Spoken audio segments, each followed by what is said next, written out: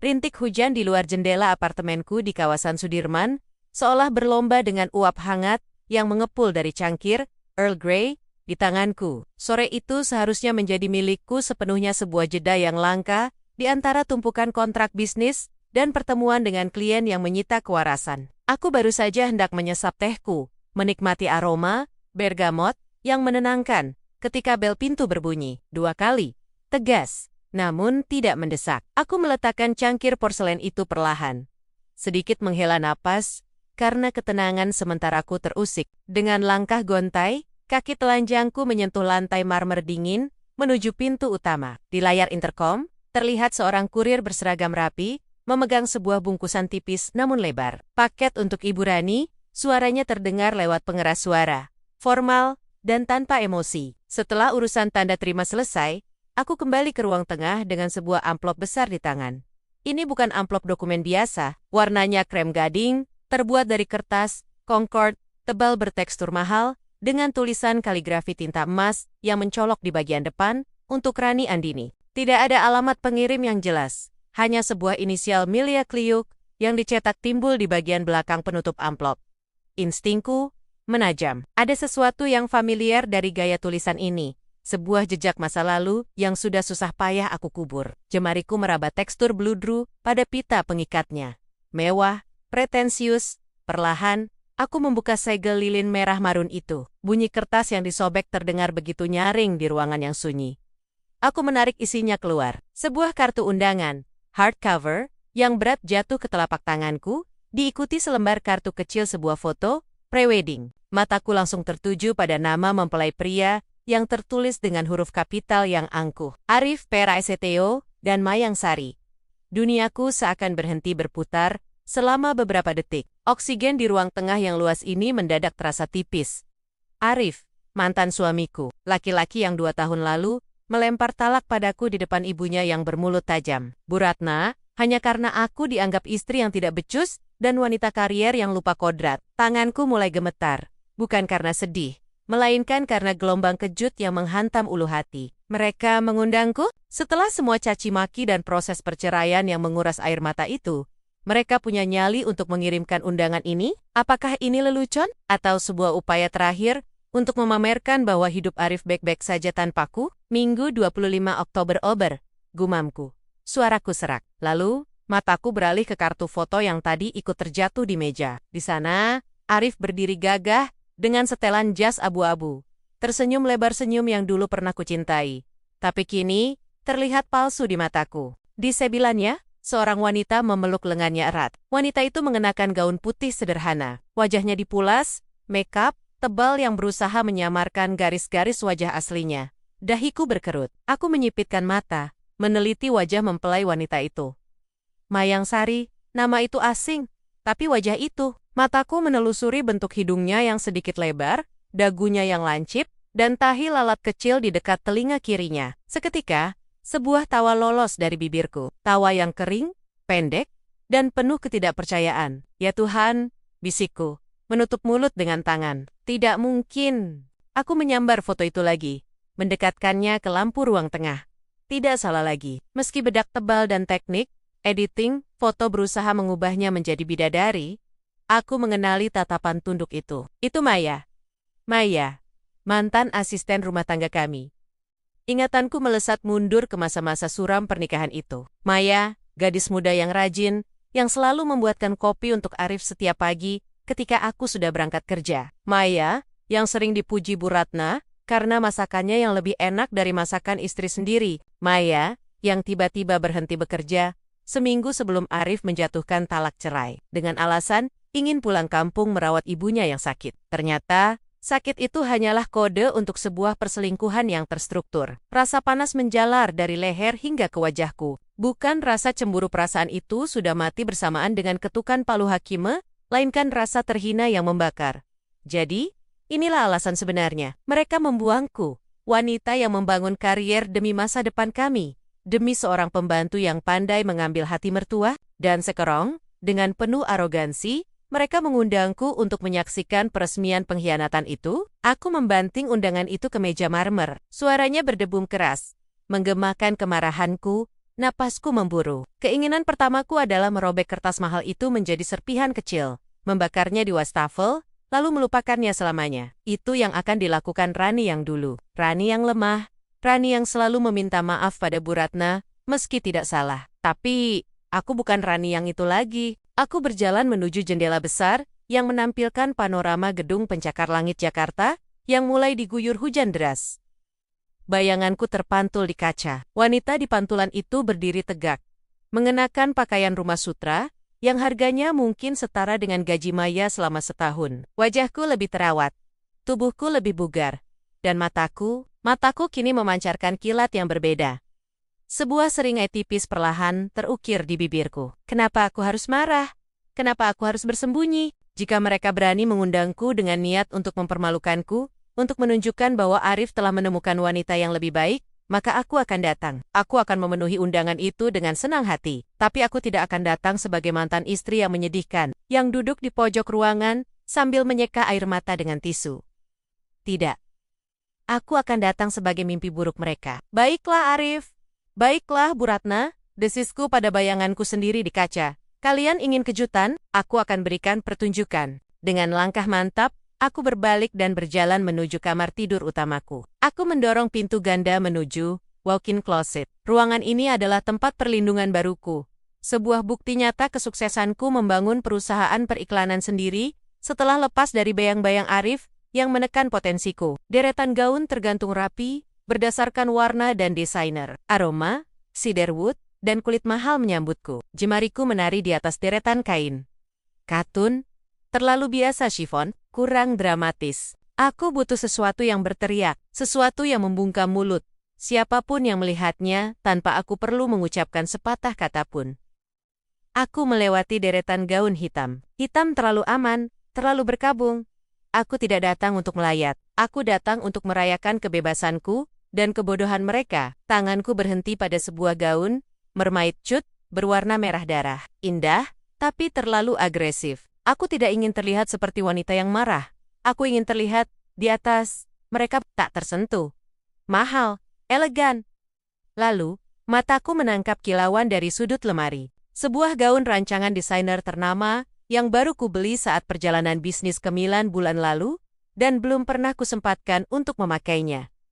Aku menariknya keluar. Gaun itu berwarna asturis, emerald green asteris hijau zamrud, yang dalam dan misterius. Terbuat dari sutra satin kualitas terbaik, yang jatuh memeluk tubuh seperti air. Potongannya, off-shoulder, memamerkan bahu dan leher jenjangku. Dengan belahan kaki yang cukup tinggi, untuk memancing detak jantung, namun tetap sopan dan berkelas. Warna ini melambangkan kemewahan, ketenangan, dan racun yang mematikan secara perlahan. Aku membawa gaun itu ke depan cermin besar di tengah ruangan, menempelkannya ke tubuhku. Warna hijau zamrud itu kontras sempurna dengan kulitku yang kuning langsat, membuatnya tampak bersinar. Sempurna, bisikku.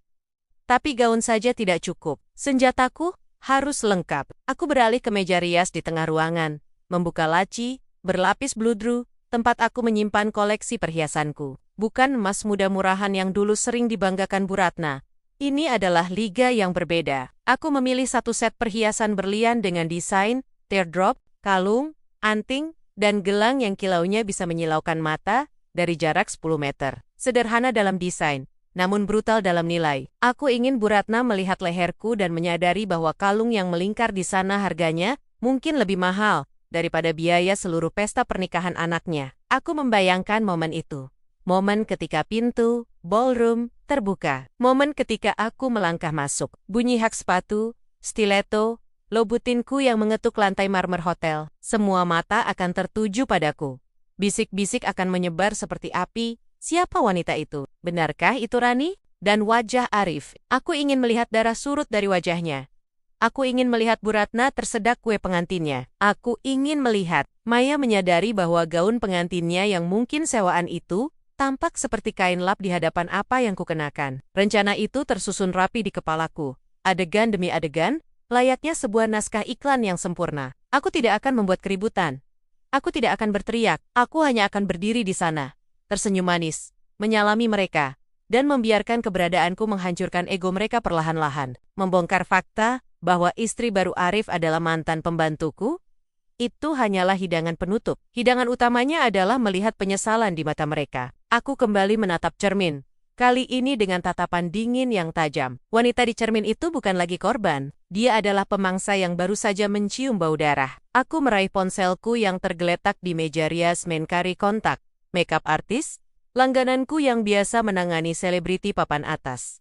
Halo Bimo, sapaku begitu sambungan terhubung. Suaraku terdengar riang, namun penuh determinasi. Kosongkan jadwalmu untuk tanggal ke-25. Aku butuh tampilan. Red carpet. Bukan untuk penghargaan, untuk sesuatu yang jauh lebih menghibur.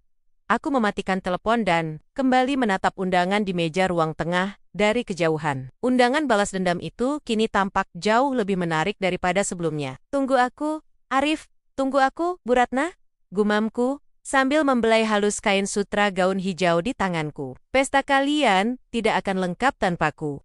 Mobil sedan hitam sewaan itu berhenti dengan mulus, tepat di depan lobi utama Hotel Grand Hyatt Valet, bergegas membukakan pintu. Dan detik itu juga, aku membiarkan satu kakiku menapak ke aspal. Sepatu hak tinggi, stiletto, berujung runcing dengan aksen kristal Swarovski itu, berkilau tertimpa lampu sorot lobi. Aku menarik napas dalam, membiarkan udara malam Jakarta yang sedikit lembab, mengisi paru-paruku sejenak. Sebelum akhirnya, aku melangkah keluar sepenuhnya. Hembusan angin malam menyapu gaun sutra merah marun yang kupakai, membuatnya berkibar dramatis di sekitar kakiku. Gaun ini bukan sekadar pakaian. Ini adalah pernyataan perang. Potongannya yang elegan memeluk lekuk tubuhku dengan sempurna, menampilkan punggung yang terbuka sebagian, namun tetap menjaga batas kesopanan yang membuat orang penasaran. Aku bisa merasakan tatapan para tamu lain yang sedang mengantre di pintu masuk. Mereka berhenti bicara. Suara bisik-bisik yang tadinya riuh mendadak senyap, digantikan oleh decak kekaguman yang tertahan. Aku mengangkat dagu, memasang senyum tipis yang telah kulatih di depan cermin selama berjam-jam. Malam ini, aku bukan Rani janda yang diceraikan karena dianggap tidak cukup nurut. Malam ini, aku adalah Rani yang terlahir kembali dari abu kehancuran rumah tangganya sendiri. Langkahku bergema pelan di atas lantai marmer lobi yang dingin, saat aku menuju Astoris Grand Ballroom Astoris. Wangi parfum, Boccara Rouge, yang kupakai menguar lembut, meninggalkan jejak aroma kemewahan di setiap langkahku. Di pintu masuk ballroom, penerima tamu dua wanita muda dengan kebaya seragam terbelalak sejenak saat aku menyerahkan undangan. Selamat malam Bu Rani, ucap salah satu dari mereka dengan nada gugup, matanya tak bisa lepas dari kalung berlian yang melingkar di leherku. Silakan masuk.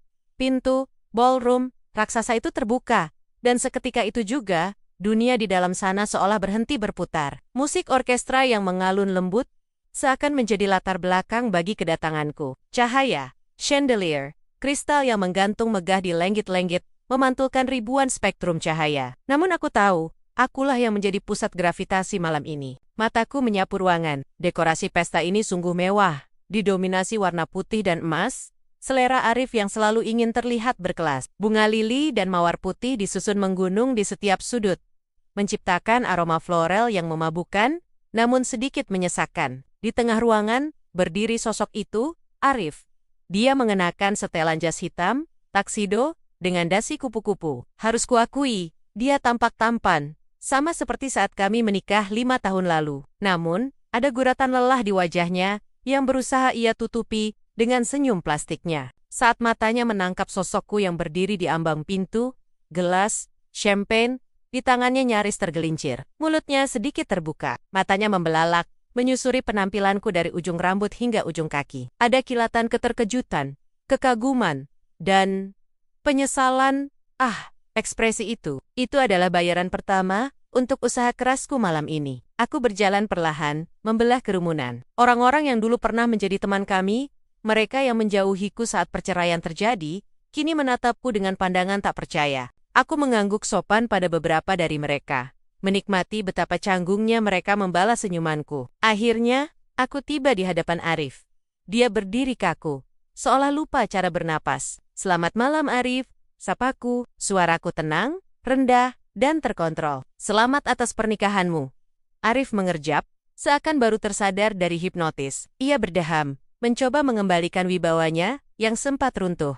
Rani, kamu datang. Suaranya terdengar serak. Aku pikir, ya, Aku pikir kamu tidak akan mau menginjakan kaki di sini. Mengapa tidak? Aku tertawa kecil. Sebuah tawa yang renyah dan dingin. Kita berpisah baik-baik, bukan? Lagi pula, aku penasaran, siapa wanita beruntung yang berhasil menggantikan posisiku? Sebelum Arif sempat menjawab, sebuah suara lain memotong percakapan kami. Suara yang sangat familiar, yang dulu selalu berhasil membuat ulu hatiku nyeri setiap pagi. Wah, lihat siapa yang berani menampakkan muka di sini.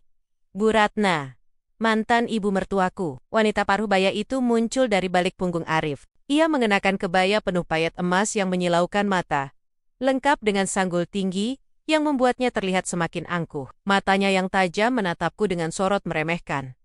Meski aku bisa melihat pupilnya mengecil saat menyadari betapa mahalnya perhiasan yang kupakai. Selamat malam, Bu Ratna. Sapaku, masih dengan senyum yang sama. Ibu terlihat sehat. Bu Ratna mendengus, melipat tangannya di dada. Gelang-gelang emas keroncong di tangannya berdenting nyaring. Tentu saja saya sehat. Akhirnya beban hidup saya hilang. Setelah anak saya mendapatkan istri yang benar-benar berkualitas. Kalimat itu sengaja dilontarkan dengan volume yang cukup keras, agar orang-orang di sekitar kami mendengarnya. Arif tampak tidak nyaman. Bu, sudah, bisiknya. Kenapa harus diam, Rif? Bu Ratna menepis tangan anaknya. Ia melangkah maju, mempersempit jarak di antara kami. Aroma minyak nyong-nyong bercampur parfum mahal yang terlalu menyengat menguar dari tubuhnya. Rani harus tahu bedanya wanita biasa dengan wanita berkelas. Aku menahan diri untuk tidak memutar bola mata. Aku hanya memiringkan kepala sedikit, berpura-pura tertarik. Oh ya, seperti apa calon istri Arif kali ini, Bu? Bu Ratna tersenyum lebar, senyum kemenangan yang terasa prematur. Dia bukan wanita karier yang sibuk keluyuran sepertimu. Dia wanita rumahan yang santun, penurut, dan tahu bagaimana melayani suami. Dia berasal dari keluarga yang sangat menghormati tradisi. Kulitnya halus, bicaranya lembut, tidak pernah membantah. Dadaku berdesir menahan tawa yang ingin meledak. Santun, penurut, melayani, deskripsi itu terdengar sangat spesifik. Kedengarannya sempurna sekali. Balasku diplomatis. Arif sangat beruntung. Sangat beruntung, tegas Bu Ratna. Beda jauh denganmu. Kamu lihat dekorasi ini? Ini semua seleranya, elegan, tidak kampungan. Dia punya selera bangsawan, Rani. Sesuatu yang tidak bisa dibeli dengan uang gaji kamu. Kata-kata itu dimaksudkan untuk melukaiku. Untuk mengingatkanku pada masa lalu, di mana Bu Ratna selalu menghina latar belakang keluargaku yang sederhana. Tapi malam ini, kata-kata itu justru terdengar lucu. Ironi yang terkandung di dalamnya begitu kental, hingga rasanya pahit di lidah. Aku menatap Arif. Apa dia benar-benar bangsawan seperti yang ibu bilang, Rif? Tanyaku dengan nada main-main. Arif tampak gelisah. Ia melonggarkan dasi kupu-kupunya. Dia wanita yang baik, Ron. Dia mengerti aku. Dia tidak banyak menuntut. Baguslah, ujarku sambil mengambil segelas air mineral dari nampan pelayan yang lewat.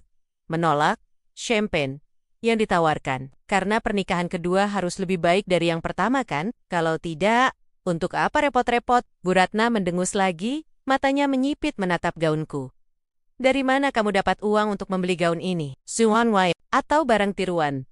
Cemoohnya pelan, namun tajam. Jangan memaksakan diri tampil kaya, hanya untuk membuat kami terkesan. Rani, kami tahu persis kondisi keuanganmu setelah cerai. Aku menyesap air mineralku perlahan, membiarkan keheningan menggantung beberapa detik. Aku menikmati momen ini, momen di mana mereka masih merasa di atas angin, momen di mana mereka masih berpikir bahwa akulah pihak yang kalah. Jangan khawatirkan keuangan saya, Bu. Jawabku lembut, menatap lurus ke matanya. Hidup kadang memberikan kejutan rezeki di saat yang tidak terduga. Sama seperti malam ini, saya yakin malam ini akan penuh dengan kejutan. Bu Ratna mengerutkan kening. Tidak menangkap makna ganda dari ucapanku. Dia baru saja hendak melontarkan hinaan lain, ketika lampu ruangan tiba-tiba meredup. Cahaya sorot kini terpusat ke arah pintu besar di ujung ruangan, tempat yang berlawanan dengan pintu masuk tamu. Suara Mike terdengar menggema, penuh semangat dan antusiasme yang dibuat-buat. Hadirin sekalian, mohon perhatiannya. Mari kita sambut kedatangan bintang utama kita malam ini. Sang mempelai wanita yang cantik jelita. Pendamping hidup Arif yang baru. Arif menegakkan punggungnya, wajahnya dipenuhi kebanggaan. Bu Ratna menapok-nepok lengan Arif. Wajahnya berseri-seri, penuh kemenangan. Lalu menoleh padaku sejenak dengan tatapan mengejek, seolah berkata, Lihat dan menangislah. Aku mundur selangkah, memberi ruang, namun posisiku strategis. Aku berdiri tepat di mana aku bisa melihat wajah Arif, wajah Bu Ratna, dan wajah pengantin wanita itu sekaligus. Jantungku berdetak sedikit lebih kencang. Bukan karena takut, tapi karena antisipasi. Adrenalin mengalir deras di pembuluh darahku. Inilah saatnya. Panggung sandiwara mereka akan segera mencapai klimaksnya. Aku meremas tangkai gelas di tanganku.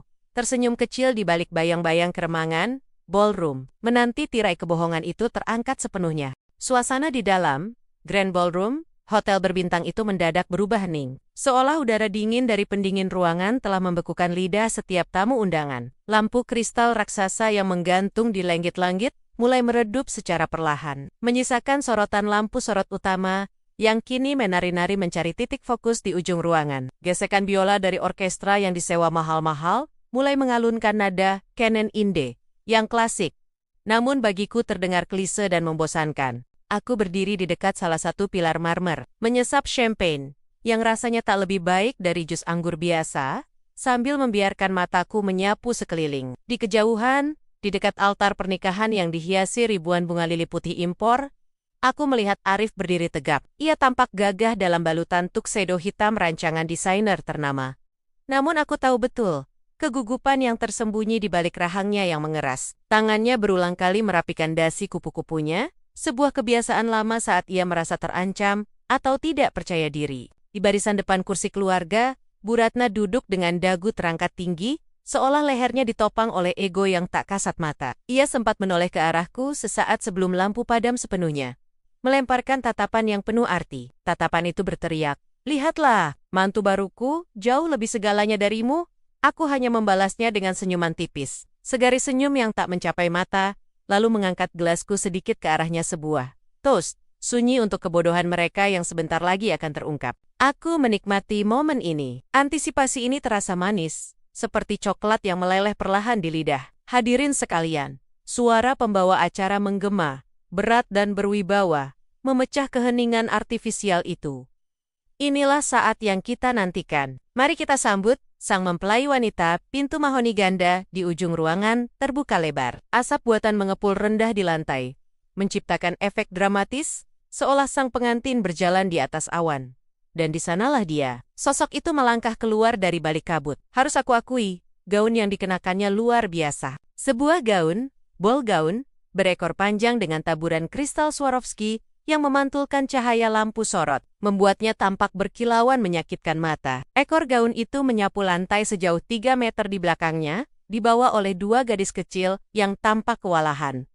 Semua mata tertuju padanya. Gumaman kekaguman terdengar seperti lebah yang berdengung di sekelilingku. "Cantik sekali," bisik seorang wanita di sebelahku. Katanya, lulusan luar negeri ya?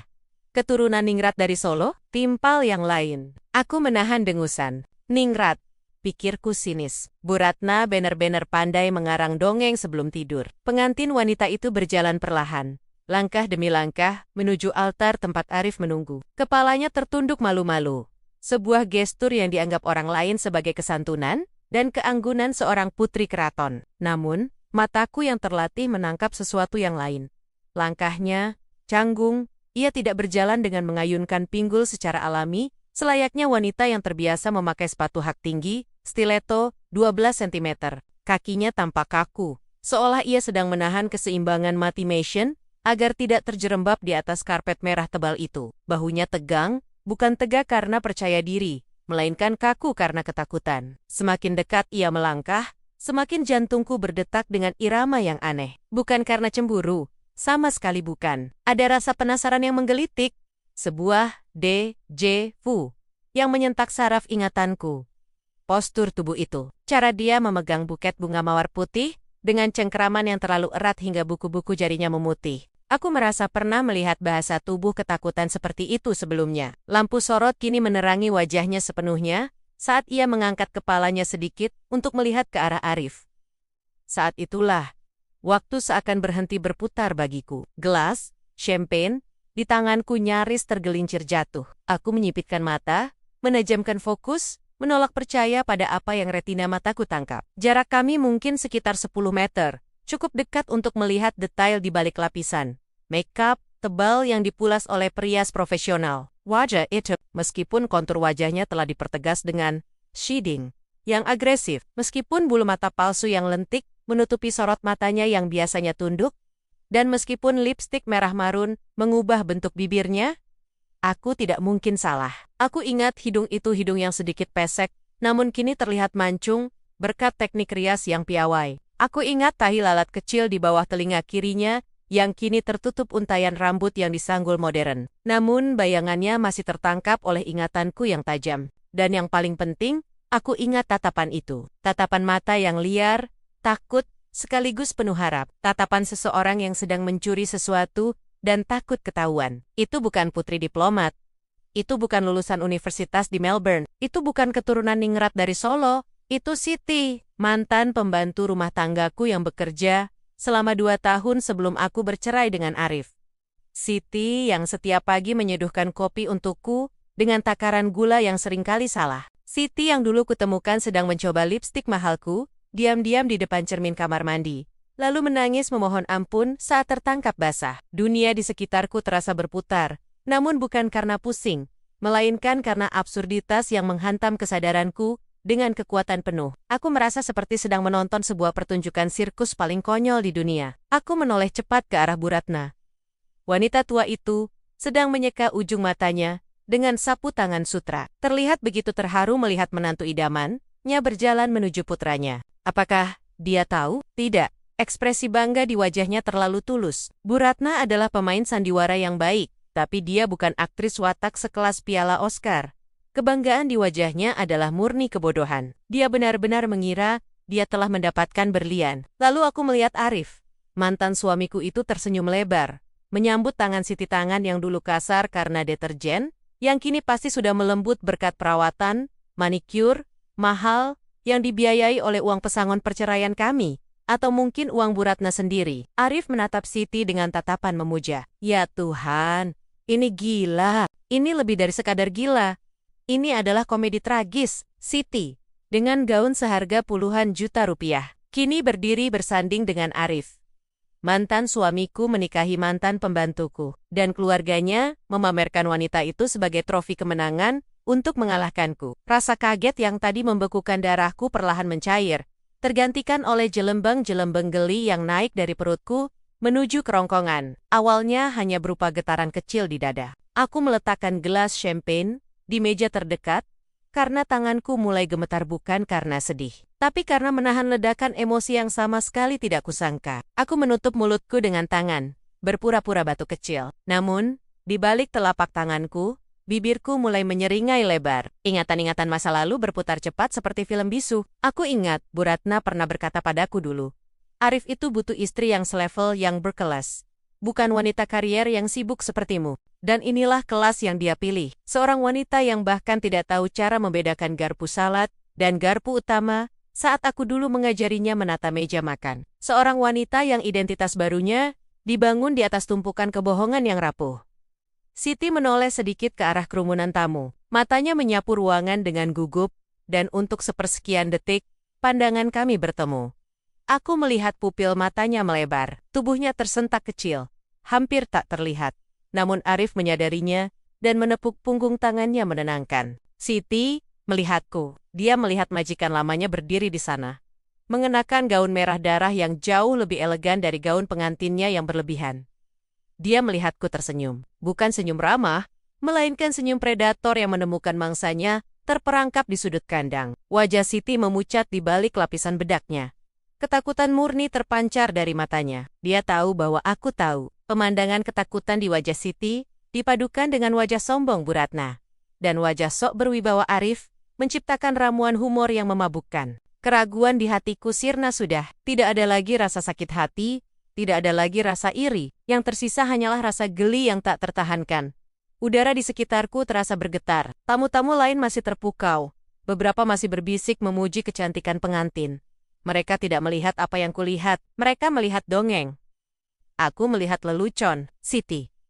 Bisikku pelan, nyaris tak terdengar. Menguji nama itu di lidahku. Suara pembawa acara kembali terdengar, meminta hadirin untuk tenang, karena pemberkatan akan dimulai. Suasana menjadi hening, hikmat, dan sakral. Namun di dalam diriku, bendungan itu mulai retak. Sebuah suara, "Hai Maaf," kecil lolos dari hidungku. Tawa pertama yang tertahan. Bahuku berguncang pelan. Seorang tamu pria di sebelahku menoleh dengan kening berkerut. Mungkin mengira aku sedang menangis terharu. Betapa salahnya dia. Aku menatap lurus ke arah altar, ke arah panggung sandiwara keluarga mantan suamiku. Mereka ingin sebuah pertunjukan.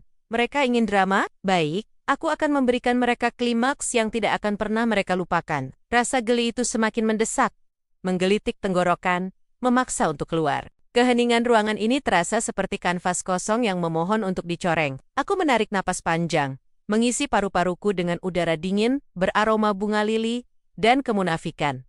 Mempersiapkan diri untuk menghancurkan momen sakral ini. Tawa itu sudah di ujung lidah, siap meledak menjadi simfoni kehancuran, bagi harga diri Bu Ratna. Awalnya, itu hanyalah sebuah getaran kecil di diafragma, sebuah letupan udara yang mencoba mendesak keluar dari paru-paruku, yang tiba-tiba terasa sesak. Aku mencoba menahannya. Sungguh, aku menggigit bibir bawahku kuat-kuat, hingga aku bisa merasakan rasa besi dari darah yang merembes pelan. Namun, pemandangan di depanku terlalu absurd, terlalu gila, dan melampaui segala batas nalar yang bisa kuterima sebagai realitas Siti. Di sana, berdiri dengan kebaya putih gading, bertabur payet Swarovski yang kemilau, dan Gon Ryosen Astoris Pahas, agung yang membingkai wajahnya wajah, yang dulu selalu menunduk takut, setiap kali aku menegurnya, karena lupa menyetrika kemeja kerja Arif. Pertahanan diriku runtuh seketika. PVFT, suara itu lolos begitu saja, seperti bendungan yang retak, satu celah kecil itu menghancurkan segalanya. Hahaha, tawaku mulai keluar. Masih pelan, namun bergetar hebat. Bahuku berguncang. Orang-orang yang duduk di barisan kursi, dekatku para tamu undangan yang berbalut batik sutra, dan gaun malam mahal mulai menoleh. Tatapan mereka penuh tanda tanya, bercampur dengan sedikit ketidaknyamanan. Seorang wanita paruh baya dengan sanggul tinggi di sebelah kiriku, menggeser duduknya sedikit menjauh, seolah kegilaan adalah penyakit menular. Dan kemudian, aku tidak bisa lagi menghentikannya. Hahaha, tawa itu meledak, nyaring, menggelegar, bukan tawa sopan yang biasa terdengar di pesta koktail, melainkan tawa lepas yang datang dari perut. Tawa yang penuh dengan rasa geli yang menyakitkan, tawa yang mengandung ejekan paling murni yang pernah ada. Suaraku memantul di dinding-dinding ballroom Hotel Bintang 5 ini, menabrak lenggit-lenggit tinggi yang dihiasi, chandelier, kristal, dan jatuh menghujam tepat ke tengga-tengga, keheningan sakral prosesi pengantin. Pemain biola yang sedang menggesekkan nada syahdu Astorisk Pokol Bells, Canon Astorisk, terhenti mendadak, membuat nada sumbang yang menyakitkan telinga sebelum musik benar-benar mati. Seketika, seluruh ruangan senyap. Tidak ada denting garpu, tidak ada bisik-bisik kagum, hanya ada sisa gema tawaku yang perlahan mereda menjadi turki gekeka basah. Karena air mata geli mulai menggenang di sudut mataku. Aku menyeka sudut mataku dengan ujung jari, menarik napas panjang untuk menenangkan diri. Tapi setiap kali mataku kembali menangkap sosok Siti, yang kini mematung di tengah karpet merah, gelombang tawa itu ingin menyembur lagi. Siti terlihat seperti rusa yang tertangkap sorot lampu truk. Matanya membelalak lebar. Wajahnya yang tertutup bedak tebal terlihat semakin pucat. Dan tangannya mencengkeram buket bunga mawar putih begitu erat, hingga aku yakin duri-durinya menembus sarung tangan satin yang ia kenakan. Maya, suara itu memecah keheningan. Suara bariton yang dulu pernah menjadi suara favoritku di dunia, kini terdengar asing dan penuh ketegangan. Arif berdiri di ujung sana, di depan pelaminan, tepat di samping ibunya. Wajah tampannya yang tadi memancarkan aura kebahagiaan atau setidaknya kelegaan kini berubah menjadi topeng kebingungan dan kemarahan yang tertahan. Ia melangkah maju sedikit, meninggalkan area pelaminan, matanya terkunci padaku. Maya, apa yang kamu lakukan? Desisnya. Meski jarak kami cukup jauh, akustik ruangan yang hening membuat suaranya terdengar jelas. Di sebelannya, Bu Ratna, mantan ibu mertuaku yang selalu membanggakan silsilah keluarga ningratnya, terlihat si kenakan akan meledak. Wajahnya merah padam, kontras dengan kebaya bludru hijau tua yang dipakainya. Hidungnya kembang kempis, dan aku bisa melihat uret-uret lehernya menegang. Ini adalah mimpi buruk terbesarnya. Sebuah skandal di acara paling prestisius yang ia rancang selama berbulan-bulan. Dan akulah penyebabnya. Atau setidaknya, dia pikir akulah penyebabnya. Dia belum tahu bahwa bom waktu yang sebenarnya sedang berdiri gemetar di samping putranya. Maya, jaga sikapmu. Bu Ratna akhirnya berteriak. Suaranya melengking tajam, melupakan etika wanita berkelas yang selalu ia agung-agungkan. Ia berjalan cepat menuruni undakan pelaminan, hak sepatunya beradu keras dengan lantai marmer. Kamu datang ke sini tanpa diundang, dan sekarang kamu mengacaukan pernikahan putraku? Di mana otakmu? Para tamu mulai berbisik. Suara dengungan seperti lebah mulai memenuhi ruangan. Aku bisa mendengar potenggen-potenggen kalimat mereka. Itu mantan istrinya kan? Ya ampun, dia gila karena diceraikan. Kasihan sekali mempelai wanitanya. Kasihan mempelai wanitanya. Lelucon ini semakin lucu saja. Aku berdiri tegak, merapikan gaun merah marunku yang kutahu terlihat mencolok di antara lautan warna pastel tamu undangan. Dengan dagu terangkat, aku menatap lurus ke arah Bu Ratna yang kini berdiri hanya beberapa meter dariku. Napasnya memburu karena amarah. Saya diundang, Bu Ratna? Jawabku tenang. Suaraku stabil. Berbeda jauh dengan tawaku yang histeris tadi. Aku merogoh tas tangan kecilku dan mengeluarkan undangan beraksen emas yang dikirimkan. Arif mungkin sebagai cara untuk memamerkan kebahagiaan barunya. Atau sekadar formalitas basa-basi. Aku melambaikannya sedikit di udara. Arif sendiri yang mengirimkannya. Bukankah tidak sopan jika saya menolak undangan dari mantan suami tersayang? Arif kini sudah menyusul ibunya, berdiri di samping wanita tua itu. Ia menatapku dengan tatapan yang sulit diartikan campuran antara rasa bersalah, malu, dan frustrasi. Maya, tolong, kalau kamu datang hanya untuk membuat keributan, lebih baik kamu pulang. Petugas keamanan bisa mengantarmu keluar. Keributan? Tanyaku dengan nada polos yang dibuat-buat. Alis terangkat sebelah.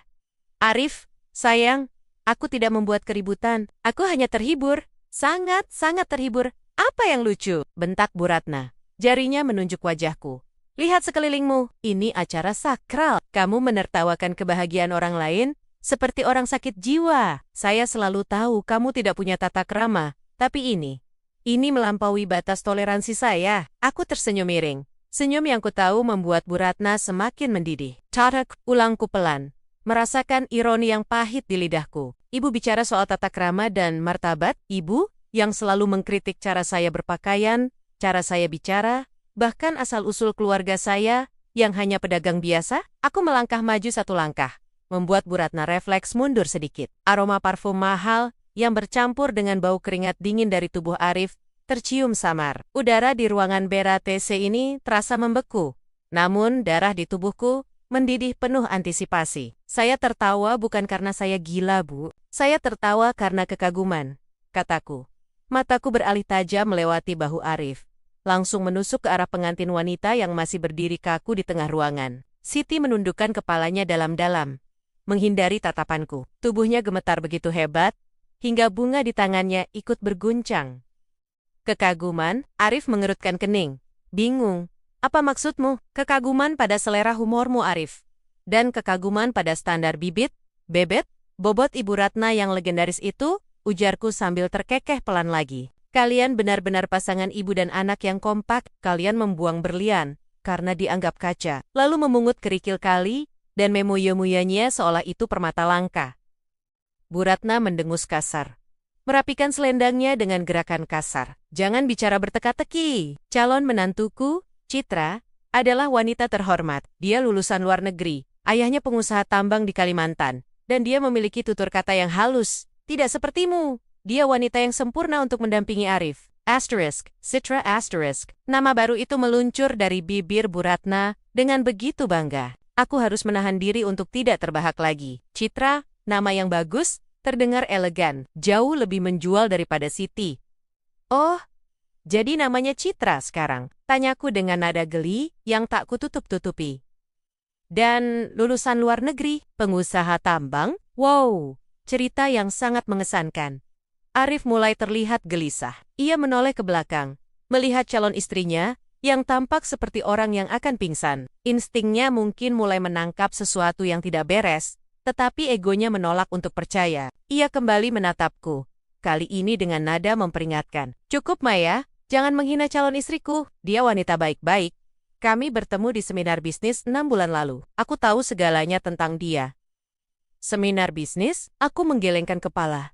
menatap Arif dengan rasa kasihan yang tulus. Betapa mudahnya lelaki ini ditipu oleh wajah polos dan cerita manis. Arif, kamu itu direktur perusahaan. Tapi kenapa begitu mudah dibodohi? Suasana semakin tegang. Beberapa tamu mulai berdiri dari kursi mereka, ingin melihat lebih jelas drama yang sedang berlangsung. Para pelayan yang membawa nampan minuman berhenti di tempat. Tak berani bergerak. Jaga mulutmu, teriak Bu Ratna lagi. Kali ini suaranya bergetar karena emosi. Kamu hanya iri. Kamu iri karena Arif mendapatkan wanita yang jauh lebih baik darimu. Kamu datang ke sini untuk merusak hari bahagia mereka karena kamu tidak bisa. Move on. Aku menarik napas dalam-dalam, membiarkan aroma bunga melati dan lili yang memenuhi ruangan menenangkan detak jantungku yang memburu. Saatnya sudah tiba. Panggung ini milikku sekarang. Iri. Aku tertawa kecil. Kali ini tanpa rasa humor, hanya dingin. Tidak, Bu. Saya tidak iri. Saya justru merasa lega. Saya datang ke sini awalnya untuk memberikan selamat, tapi ketika saya melihat siapa yang berdiri di sana, aku menunjuk lurus ke arah Citra dengan telunjukku. Saya menyadari bahwa Tuhan itu maha adil dalam menghukum kesombongan. Aku menatap Siti tidak. Citra, yang kini perlahan mengangkat wajahnya. Mata kami bertemu.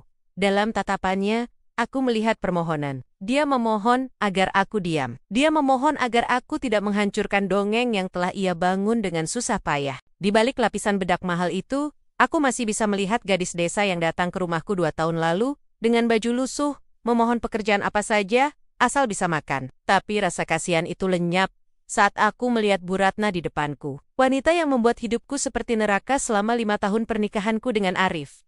Wanita yang selalu mengatakan, aku tidak cukup baik. Kalian ingin tahu kenapa saya tertawa? Suaraku meninggi, memastikan setiap orang di ruangan itu mulai dari pelayan hingga pejabat yang duduk di meja VIP bisa mendengarku. Maya, hentikan. Arif maju selangkah, mencoba meraih lenganku, tapi aku menepisnya kasar. Jangan sentuh aku, desisku tajam. Aku mundur, memberi jarak agar semua orang bisa melihatku dengan jelas. Aku memutar tubuhku sedikit, menyapu pandangan ke seluruh ruangan, lalu kembali menatap Arif dan ibunya dengan tatapan menantang. Bu Ratna, ibu selalu menginginkan menantu yang penurut, bukan? Yang pandai melayani, yang gesit di dapur, yang tidak membantah, dan yang pandai membersihkan rumah? Bu Ratna terdiam. Matanya menyipit curiga. Apa hubungannya dengan ini? Hubungannya sangat erat, Bu. Jawabku sambil tersenyum lebar, senyum kemenangan. Karena wanita yang ibu banggakan itu, wanita yang ibu sebut Citra, sang putri pengusaha tambang itu. Dia memang sangat ahli dalam semua hal yang ibu sebutkan. Aku memberi jeda, menikmati detik-detik kehancuran yang menggantung di udara. Jantungku berpacu kencang, adrenalin membanjiri tubuhku. Ini adalah momenku, karena sebelum dia menjadi Citra, lanjutku dengan suara lantang dan jernih, dia memiliki profesi yang sangat mulia di rumah saya. Arif memucat. Dia menoleh cepat ke arah pengantin wanitanya, lalu kembali padaku. Mulutnya terbuka sedikit, tapi tidak ada suara yang keluar. Aku menatap tepat ke manik mata Bu Ratna, yang mulai membesar karena realisasi horor yang perlahan merambat. Bersiaplah Bu Ratna, bisikku. Namun cukup keras untuk didengar mereka berdua, karena kenyataan ini akan jauh lebih menyakitkan daripada tawa saya tadi. Gema tawaku perlahan memudar, diserap oleh karpet tebal dan dinding-dinding ballroom Hotel Bintang 5 yang kini terasa mencekik. Namun, sisa-sisanya masih menggantung di udara, menciptakan ketegangan yang begitu padat, hingga rasanya bisa diiris dengan pisau. Ratusan pasang mata yang semula menatapku dengan bingung, kini beralih menatap panggung pelaminan dengan penuh tanya. Bu Ratna, mantan ibu mertuaku yang selalu membanggakan darah ningratnya, kini berdiri dengan tubuh gemetar. Wajahnya yang tadi merah padam karena amarah, kini mulai menunjukkan gurat kebingungan. Di sebilannya, Arif, pria yang pernah bersumpah setia padaku, namun berkhianat demi wanita yang lebih berkelas, mengepalkan tangannya begitu erat, hingga buku-buku, jarinya memutih. Apa maksudmu, Naya? Suara Arif terdengar serak, berusaha menekan emosi, namun gagal menyembunyikan getaran ketakutan di dalamnya. Ia melangkah maju, meninggalkan pengantin wanitanya, yang kini terpaku seperti patung lilin di belakangnya. Kau datang ke sini, membuat keributan, tertawa seperti orang gila. Kau ingin menghancurkan pernikahanku karena cemburu, ha? Aku tersenyum tipis. Sebuah senyuman yang aku tahu terlihat sangat dingin. Aku melangkah pelan mendekati area pelaminan. Bunyi hak sepatu stiletoku yang beradu dengan lantai marmer terdengar begitu ritmis. Tak, tak, tak. seolah menghitung mundur detik-detik kehancuran harga diri mereka. Cemburu, ulangku dengan nada lembut yang menipu. Aku berhenti tepat di depan tangga pelaminan, mendongak menatap mereka bertiga, yang berdiri di atas sana sioleala. Mereka adalah raja dan ratu. Oh, Arif sayang, kau terlalu percaya diri. Aku tidak cemburu. Aku justru merasa terhibur. Cukup, pekik Bu Ratna. Suaranya melengking, memecah kesopanan yang selama ini ia junjung tinggi. Ia menunjuk wajahku dengan telunjuk yang dihiasi cincin berlian besar. Satpam, di mana keamanan? Seret wanita tidak tahu malu ini keluar. Dia mengotori pesta putraku. Para tamu mulai berbisik. Suara dengungan itu terdengar seperti lebah yang marah. Beberapa petugas keamanan mulai bergerak dari sudut ruangan. Namun aku mengangkat tanganku. Sebuah gestur sederhana, yang anehnya membuat mereka ragu dan berhenti sejenak. Tunggu sebentar Bu Ratna, ujarku lantang. Suaraku bergema tanpa perlu mikrofon, karena keheningan ruangan yang begitu absolut. Ibu, tidak ingin mendengar kado istimewa yang kubawa? Bukankah ibu selalu bilang, kejujuran dan bibit bebek bobot adalah segalanya bagi keluarga ningrat ibu? Mataku beralih tajam pada sosok pengantin wanita, yang berdiri di samping kursi pelaminan. Siti, atau siapapun nama samaran yang ia gunakan hari ini. Di balik lapisan bedak tebal, dan gaun rancangan desainer ternama yang harganya mungkin setara gaji setahun karyawan biasa, aku melihat sosok yang sangat familiar. Tubuhnya gemetar hebat. Matanya, yang dihiasi bulu mata palsu lentik, menatapku dengan permohonan bisu. Ketakutan murni terpancar di sana. Kenapa diam saja sayang? Tanyaku langsung pada pengantin wanita itu. Kenapa tidak kau sapa mantan majikanmu ini? Kalimat itu meluncur begitu saja. Ringan, namun mematikan. Ruangan itu tersentak. Helaan napas kaget, terdengar serentak dari para tamu undangan. Arif membeku. Ia menoleh kaku ke arah istri barunya. Lalu kembali menatapku dengan tatapan tak percaya. Apa yang kau bicarakan? Tanya Arif terbata. Dia Siska. Dia lulusan manajemen bisnis dari Swiss. Ayahnya pengusaha tambang di Kalimantan. Apa yang kau racaukan? Aku tertawa kecil. Kali ini tawa yang penuh rasa kasihan. Siska? Oh, nama yang cantik. Sangat jauh berbeda dengan nama aslinya di KTP. Aku merogoh tas tanganku perlahan. Menikmati setiap detiknya. Aku mengeluarkan sebuah amplop coklat bukan bukti fisik yang akan kuberikan pada mereka, itu terlalu klise. Aku hanya memegang amplop itu sebagai simbol, senjata visual untuk meruntuhkan mental mereka. Arif, Bu Ratna, mulaku lagi. Kali ini nadaku serius dan tajam. Wanita yang berdiri di sana, yang kalian banggakan sebagai menantu idaman, yang kalian bilang lebih berkelas dariku. Namanya adalah Siti Aminah. Bu Ratna menggeleng kuat, menyentuh dadanya seolah sesak napas. Bohong. Kau pembohong licik. Kau hanya ingin memfitnah karena kau iri. Tanyakan padanya, Bu, tantangku, menunjuk lurus ke wajah Siti yang kini pucat pasi, kontras sekali dengan lipstik merah menyalanya. Tanyakan padanya, di mana dia bekerja 2 tahun lalu, sebelum tidak sengaja bertemu Arif di lobi hotel mewah itu? Tanyakan padanya, siapa yang mengajarinya cara memegang garpu dan pisau untuk table manner? Aku melangkah 1 anak tangga ke atas pelaminan. Siti mundur selangkah. Gaun ekor panjangnya tersangkut di kaki kursi, membuatnya nyaris terjatuh. 2 tahun lalu suaraku merendah namun menusuk. Siti adalah asisten rumah tanggaku. Dia yang menyapu lantai rumahku setiap pagi. Dia yang mencuci pakaian dalamku. Dia yang aku pecat karena ketahuan mencuri perhiasan kecil dari laci riasku.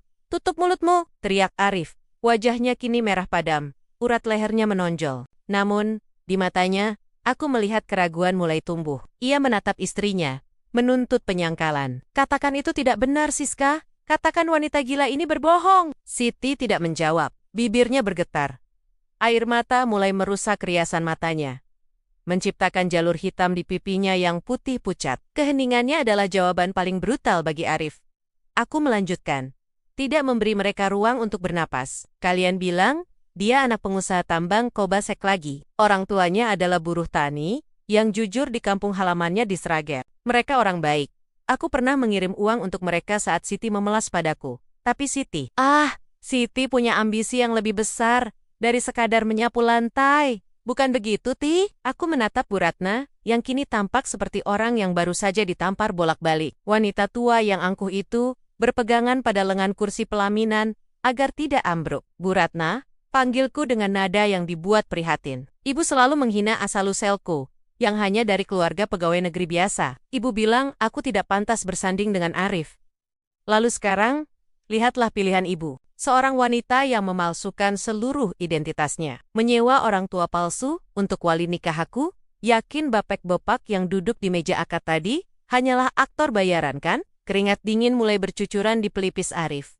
Ia mencengkeram bahu Siti, memaksanya berhadapan. Jawab aku, siapa kamu sebenarnya? Apakah yang dikatakan Naya itu benar? Siti terisak, bahunya terguncang hebat. Maafkan aku mas. Aku cinta sama Mas Arif. Cinta? Arif melepaskan cengkeramannya, seolah tangan Siti adalah bara api yang membakar kulitnya. Ia mundur dengan tatapan jijik yang begitu dalam. Kau pembantu? Kata pembantu itu meluncur dari mulut Arif dengan nada yang begitu menghina. Ironis sekali mengingat ia baru saja mengucapkan janji suci sehidup semati beberapa jam yang lalu. Aku berdiri di sana, menyaksikan topeng-topeng itu runtuh satu persatu. Topeng kebanggaan Bu Ratna hancur berkeping-keping. Topeng kesuksesan dan ego laki-laki Arif luluh lantak. Dan topeng kepalsuan Siti kini meleleh bersama air matanya. Bukan hanya pembantu Arif, tambahku, memberikan pukulan terakhir. Dia penipu ulung. Ijazah luar negerinya, palsu, bisnis butiknya, fiktif. Semua uang yang kau berikan padanya untuk modal usaha selama pacaran, habis untuk memoles dirinya, agar terlihat seperti sosialita. Kau tidak menikahi seorang putri Arif. Kau menikahi ilusi yang kau ciptakan sendiri, karena kau terlalu sombong untuk melihat kebenaran. Suasana di dalam ballroom itu berubah menjadi neraka, bagi keluarga mempelai pria. Bisik-bisik tamu kini berubah menjadi suara riuh rendah yang menghakimi. Tatapan para kolega bisnis, teman arisan Bu Ratna, dan sanak saudara mereka, kini dipenuhi dengan cemoohan dan rasa kasihan yang merendahkan. Bu Ratna akhirnya tak kuat lagi. Kakinya lemas, dan ia merosot duduk di kursi pelaminan, menatap kosong ke arah depan. Mulutnya komat kamit, mungkin merapalkan doa atau sumpah serapah. Entahlah. Kau, Bu Ratna mendesis ke arahku. Matanya basah oleh air mata kemarahan dan rasa malu yang tak tertahankan. Kau puas, Naya? Kau puas mempermalukan kami seperti ini? Aku tersenyum. Kali ini tulus. Saya nggak tulus. Ini bukan tentang kepuasanku, Bu. Jawabku tenang, ini tentang kebenaran. Ibu selalu menginginkan menantu yang sempurna, bukan? Nah, sekarang ibu mendapatkannya, seseorang yang sangat pandai bersandiwara. Persis seperti ibu yang selalu bersandiwara bahwa keluarga kalian paling terhormat di dunia ini. Aku menatap Arif yang kini tampak hancur, berdiri kaku di samping wanita yang kini ia pandang sebagai sampah. Dia tampak begitu kecil, begitu menyedihkan. Pria yang dulu kucintai, yang meninggalkanku karena aku dianggap kurang, kini terjebak dalam pernikahan sah dengan seorang penipu. Selamat menempuh hidup baru, Arif, bisikku. Cukup keras untuk didengar oleh mereka bertiga. Semoga kau bahagia dengan kelas yang selama ini kau cari. Aku memutar tubuhku, membelakangi panggung drama yang baru saja mencapai klimaksnya. Di belakangku, suara tangisan Siti pecah menjadi raungan histeris, bercampur dengan bentakan kasar Arif dan erangan Bu Ratna. Bau anyir kebohongan yang terbongkar kini memenuhi udara, lebih menyengat daripada wangi bunga melati yang menghiasi ruangan. Aku mulai melangkah menuruni tangga pelaminan. Setiap langkah terasa ringan. Beban sakit hati yang kusimpan selama berbulan-bulan, hinaan yang kuterima saat diceraikan, semuanya menguap begitu saja. Wajah-wajah para tamu yang menatapku, kini bukan lagi menatap dengan bingung, melainkan dengan rasa ngeri dan takjub. Aku tidak peduli, tugasku di sini sudah selesai, topeng itu sudah hancur, dan wajah asli mereka yang buruk rupa kini terpampang nyata untuk dinikmati dunia. Hening yang menyergap ruangan itu terasa begitu padat, seolah udara tiba-tiba tersedot keluar dari ballroom mewah ini. Dengung halus dari pengeras suara yang baru saja kuletakkan adalah satu-satunya suara yang tersisa, sebelum akhirnya digantikan oleh bisikan-bisikan yang merayap seperti api di semak kering. Aku berdiri tegak, daguku terangkat sedikit, menikmati pemandangan di depanku.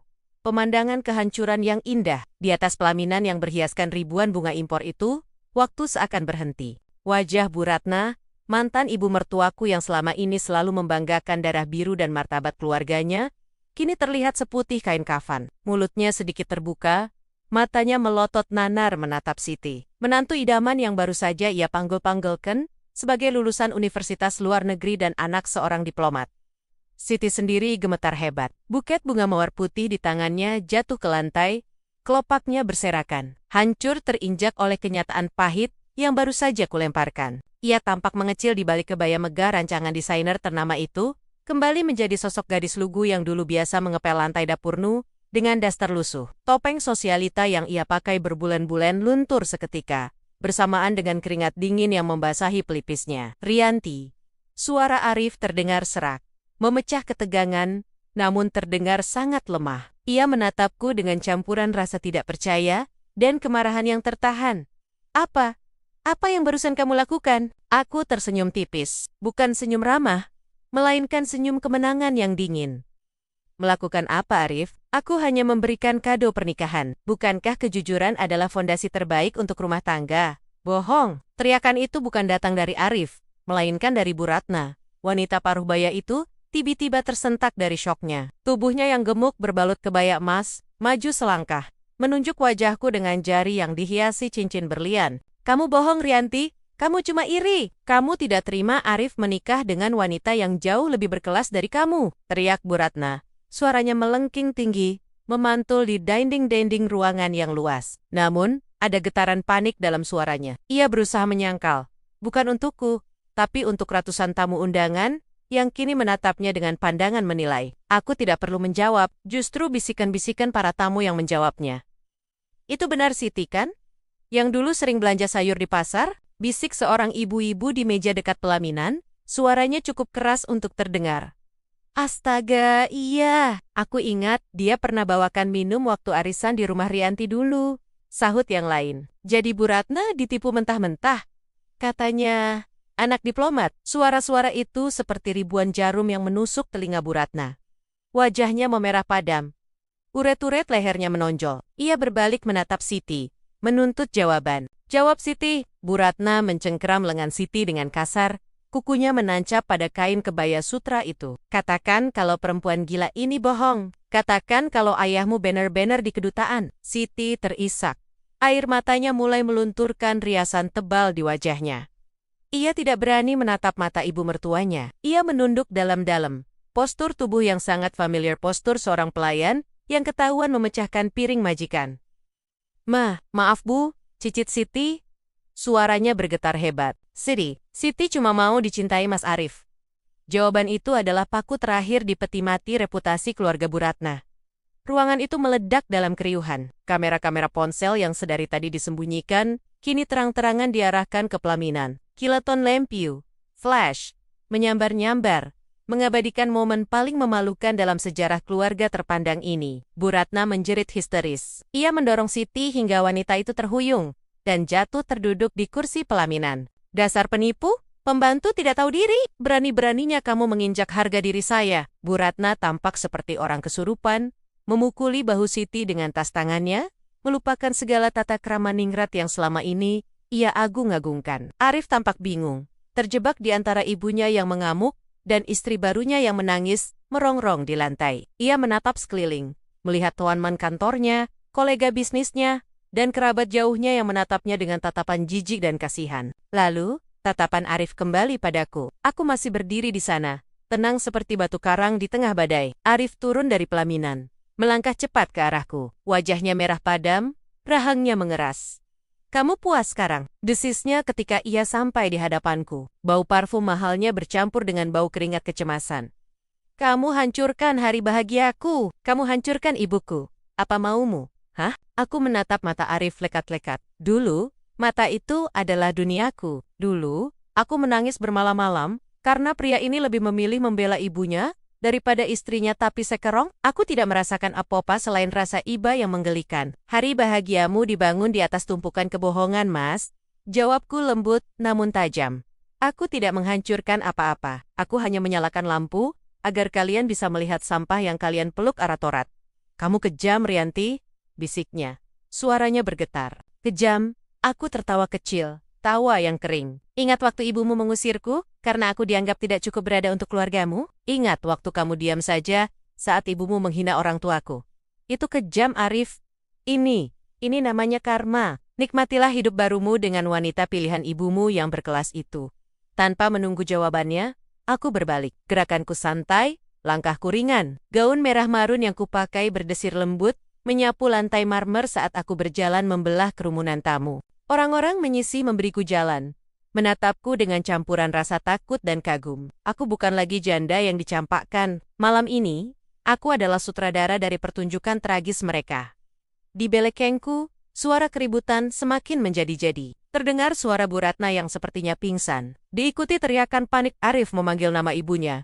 Dan tangisan Siti yang semakin kencang. Suara gelas pecah terdengar beradu dengan riuh rendah gunjingan para tamu. Pesta mewah itu telah berubah menjadi pasar malam yang kacau. Dan aku tidak peduli. Aku mendorong pintu besar, ballroom, hingga terbuka. Udara malam Jakarta menyambutku. Terasa begitu segar dan bersih dibandingkan udara di dalam yang penuh kepalsuan. Cahaya lampu kota berkelap-kelip di kejauhan. Seolah ikut merayakan kebebasanku. Petugas, valet, bergegas membawakan mobilku. Saat aku duduk di balik kemudi dan menutup pintu, suara kekacauan dari dalam gedung itu teredam sempurna. Sunyi, tenang, aku menatap pantulan diriku di kaca spion tengah. Riasanku masih sempurna. Tidak ada air mata, tidak ada penyesalan. Kurasakan beban berat yang selama bertahan-tahan menekan dadaku, rasa sakit hati diceraikan. Rasa hina direndahkan oleh Bu Ratna. Rasa dikhianati oleh Arif kini menguap begitu saja. Mereka sekarang akan sibuk saling menyalahkan. Bu Ratna tidak akan pernah memaafkan Arif karena membawa aib. Arif akan membenci Siti karena menipunya. Dan Siti, dia akan hidup di neraka yang dia ciptakan sendiri di rumah mertuanya. Aku memasukkan gigi persneling, menginjak pedal gas perlahan. Mobilku melaju meninggalkan gedung resepsi yang megah itu. Kutinggalkan mereka dengan reruntuhan harga diri yang tak mungkin bisa disusun kembali. Ini bukan sekadar balas dendam. Ini adalah penutupan buku. Bab tentang mereka sudah selesai. Ditutup dengan tinta merah darah yang tak terhapuskan. Malam ini, tidurku pasti akan sangat nyenyak. Kemenangan ini terasa begitu manis. Jauh lebih manis daripada kue pernikahan manapun yang pernah kucicipi.